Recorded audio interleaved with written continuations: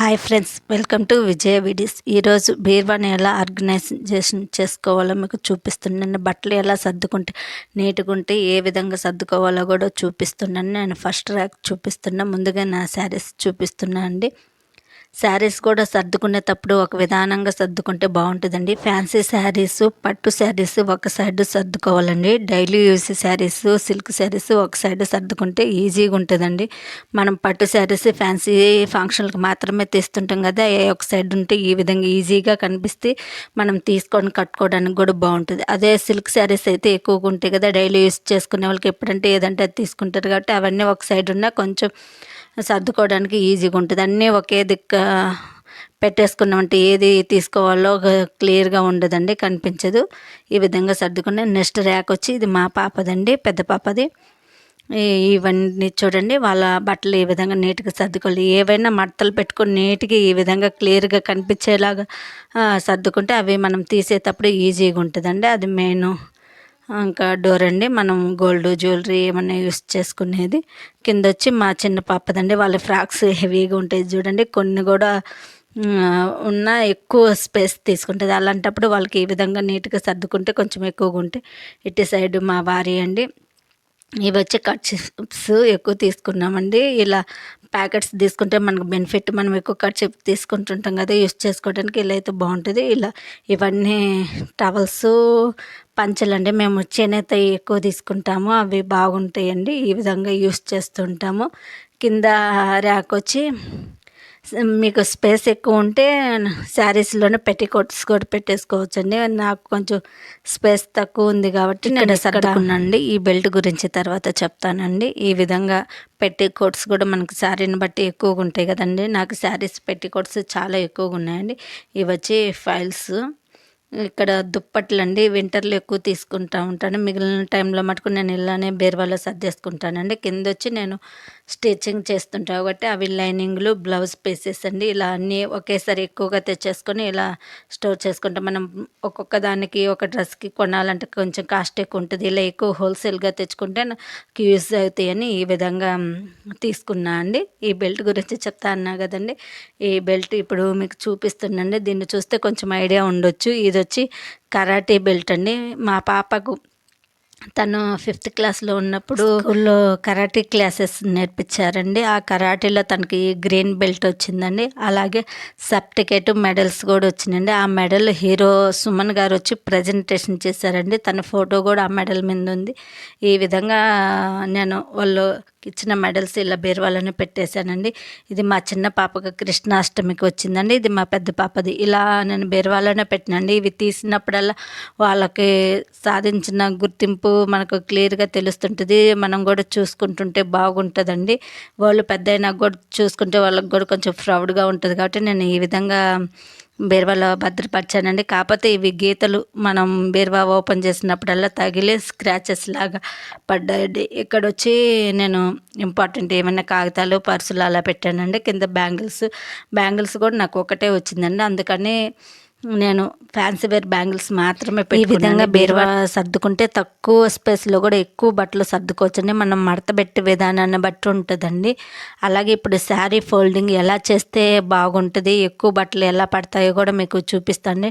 అలాగే మనం శారీస్ తీసేటప్పుడు ఇలా ఒకటి పట్టుకొని ఆమెనే లాక్కుండా ఇలా కింద ఒక చెయ్యి, పైన ఒక చెయ్యి పెట్టి తీస్తే క్లియర్గా వస్తాయండి. మడతలు ఏం పోకుండా ఒక శారీనే వస్తాయి. కిందిది మీదిది ఏది పడిపోకుండా ఉంటుందండి. ఈ విధంగా తీసుకోవాలండి.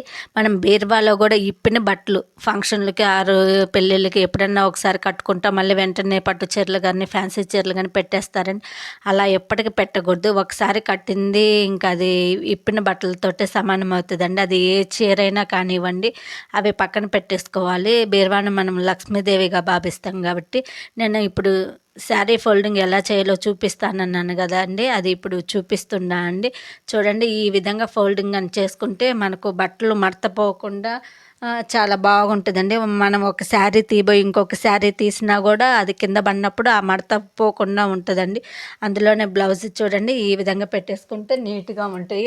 ఇవి ఇలా పెద్దగానే పెట్టేసుకోవచ్చండి. లేదంటే దాన్ని ఇంకొక ఫోల్డింగ్ కూడా వేసుకుని చిన్నగా కూడా పెట్టుకోవచ్చండి. మనం సర్దుకునే విధానాన్ని బట్టి ఒక్కొక్కరు ఇలా పెద్దగా సర్దుతారు, ఒకళ్ళు చిన్నగా సర్దుకుంటారు కదండి. శారీ ఫోల్డింగ్ ఈ విధంగా చేసుకున్నాం అనుకో మన కింద పడకుండా చాలా బాగుంటుందండి. ఇంకొక శారీ కూడా క్లియర్గా ఎలా మడత పెట్టాలో కూడా చూపిస్తానండి. ఒక శారీస్కి మనం ఇలా పొడుగ్గా పెట్టుకున్నాక 3 పార్ట్స్గా డివైడ్ చేసుకుని 2 పార్ట్స్ ఇలా మడత పెట్టుకోవాలి. సింగిల్ ఇంకొక పార్ట్ అందులో లోపలికి పెట్టేసేయాలండి. ఈ విధంగా పెట్టేసుకుంటే మడతలు కింద పడినప్పుడు కూడా పోకుండా చాలా బాగుంటాయి. మనం ఎక్కడికైనా ట్రావెలింగ్లో కూడా ఈ విధంగా మడత పెట్టుకుంటే చాలా క్లియర్గా ఉంటుందండి. ఇలాంటి కొంచెం ఫ్యాన్సీ శారీస్ ఇలా మడత పెట్టుకోవడం చాలా ఈజీగా ఉంటాయండి. పార్టీ వేర్ ఫోల్డింగ్ ఈజీగా అనిపిస్తాయి. ఇప్పుడు నేను నార్మల్ సిల్క్ శారీ కూడా ఎలా ఫోల్డింగ్ చేయాలో చూపిస్తానండి. ఇది కొంచెం శారీ ఫోల్డింగ్ చేయడం కొంచెం కష్టంగా అనిపిస్తుంది. నేను సేమ్ ప్రాసెస్ అండి, కాకపోతే ఈ శారీ కూడా చూపిస్తున్నా అండి. ఇలా పొడుగ్గా పెట్టుకొని చెప్పాను కానీ 3 పార్ట్స్గా డివైడ్ చేసుకోవాలి. 2 పార్ట్స్కి ఇలా మడత పెట్టేసుకొని ఇంకొక పార్ట్ అందులో పెట్టేసుకోవాలి. ఈ రెడ్ కలర్ ఉన్నంత వరకు ఈ బ్లూ కలర్ లోపల పెట్టేసేయాలి. చూడండి ఈ విధంగా ఇప్పుడు క్లియర్గా తెలుస్తుంది కదండి నేను ఏ విధంగా ఫోల్డింగ్ చేస్తాను. ఇలా పెట్టేసుకున్నామనుకో మనం కింద పడినప్పుడు అది ఊడిపోతుందండి. అలా కాకుండా ఈ విధంగా లోపలికి పెట్టేసుకుంటే అది కింద పడినప్పుడు పడిపోకుండా ఉంటుందండి. చూడండి ఈ విధంగా లోపల పెట్టాలి. ఇందులోనే మనం బ్లౌజెస్ కానీ పెట్టికోట్స్ కానీ అన్నీ పెట్టుకోవచ్చండి. ఎక్కడికైనా బయటకు వెళ్ళేటప్పుడు ఈ విధంగా పెట్టేసుకెళ్తే అందులోనే అన్నీ ఉంటాయి కాబట్టి చాలా ఈజీగా ఉంటాయి. మనం తీసుకోవడం కూడా ఇంట్లో కూడా బీరువాలో మనకి ఎక్కువ ఒకే దగ్గర పట్టుకున్నంత స్పేస్ ఉంటే అన్నీ ఒక్క దాంట్లోనే బ్లౌజు పెట్టికోట్స్ అన్నీ పెట్టేసుకొని హ్యాంగింగ్స్కి అయినా తగిలించుకోవచ్చు, లేదంటే నార్మల్గా అయినా పెట్టేసుకోవచ్చు అండి. ఈ విధంగా పెట్టుకుంటే చాలా బాగుంటుంది.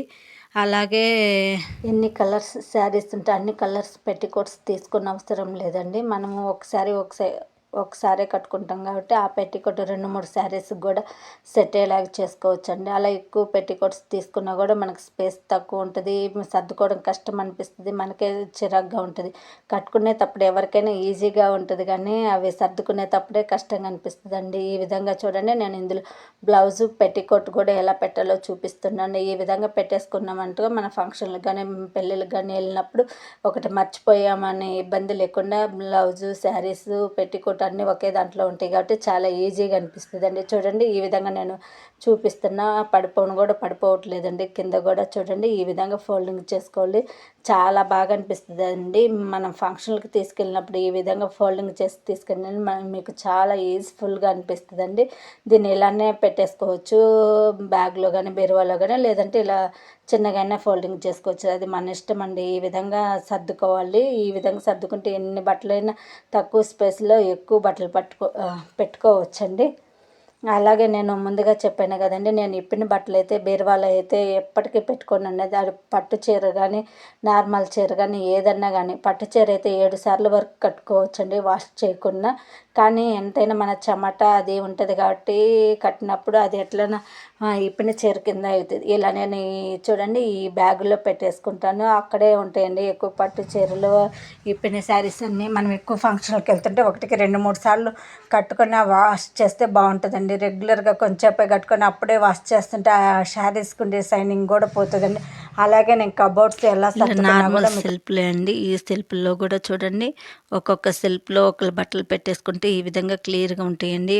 వాళ్ళకి తీసుకోవడానికి ఈజీగా ఉంటుంది. పైన చూడండి ఈ 2 సెల్ఫ్లు వచ్చి మా పెద్ద పాపయ్య అండి. ఇక్కడ కవర్లలో బుక్స్ ఫైల్ అవి మా వారి పెట్టుకున్న, కింద చిన్న పిల్లలు పెట్టుకుంటే వాళ్ళు తీసుకోవడానికి ఈజీగా ఉంటుందండి. కింద మా చిన్న పాపయ్య పెట్టిన, ఇటు సైడు వచ్చేసి నా బట్టలు పెట్టుకున్నా అండి. ఈ విధంగా ఒక్కొక్క సెల్ఫ్లో ఒక్కొక్క బట్టలు క్లియర్గా మడత పెట్టుకుంటుంటే ఈజీగా అనిపిస్తాయి అండి. మనం రెగ్యులర్గా వాడుతుంటాం కానీ మడత పెట్టడం కూడా కొంచెం కష్టంగా అనిపిస్తుంది. ఈ విధంగా పెట్టేసుకోండి. ఇక్కడ మా వారి ఉంటాయి. ఈ విధంగా నేను సెల్ఫ్లలో బట్టలు సర్దుకుంటానండి. అలాగే ఇక్కడ బెడ్షీట్లు టవల్స్ అవన్నీ పెట్టేసిన అండి. ఇంకా పక్కన సెల్ఫ్లో వచ్చి స్వెటర్స్ అవన్నీ రెయిన్ కోట్స్ అవన్నీ ఉన్నాయండి. కింద వచ్చి నేను అదే స్టిచ్చింగ్ చేస్తాను కదా, హోటల్లో మిగిలిన ముక్కలు బట్టలు లైనింగ్లు అవన్నీ అలా కవర్లో పెట్టేసుకున్నా అండి. కింద లాస్ట్లో డోర్ మ్యాట్స్ ఇంకా మనకి ఇవి యూస్ఫుల్ కాని బట్టలన్నీ అలా కింద పెట్టేశానండి. ఈ విధంగా పెట్టేసుకుంటే మనకి దేనికి దానికి క్లియర్గా నీట్గా ఉంటుంది. ఏ సెల్ఫ్లో అది ఉంటుందండి. మనం తీసుకోవడం కూడా ఈజీగా ఉంటుంది. నేనైతే బీరువాను సెల్ఫ్ని ఈ విధంగా ఆర్గనైజ్ చేసుకున్నాను. మనం రెగ్యులర్గా మడత పెట్టలేం కాబట్టి ఇలా ఉన్నా కూడా కొంచెం చూడడం నీట్గా ఉండదు కాబట్టి నేను కర్టన్స్ కానీ ఇలా చున్నీలు నేను కర్టన్లాగా కుట్టేసుకున్నాండి. ఈ విధంగా ఉంటే మనకు చూసే కూడా బాగుంటుందండి. ఈ విధంగా నేను సర్దుకున్నా. మీకు ఎలా అనిపించిందో నా వీడియోస్ నచ్చితే లైక్ చేయండి, షేర్ చేయండి, సబ్స్క్రైబర్ చేసుకోండి. ఇలా కర్టన్స్ వేయడం వల్ల మనం ఒకవేళ ఒక్కొక్కసారి నీట్గా సర్దుకున్నా కూడా అవి కనిపించకుండా చాలా బాగా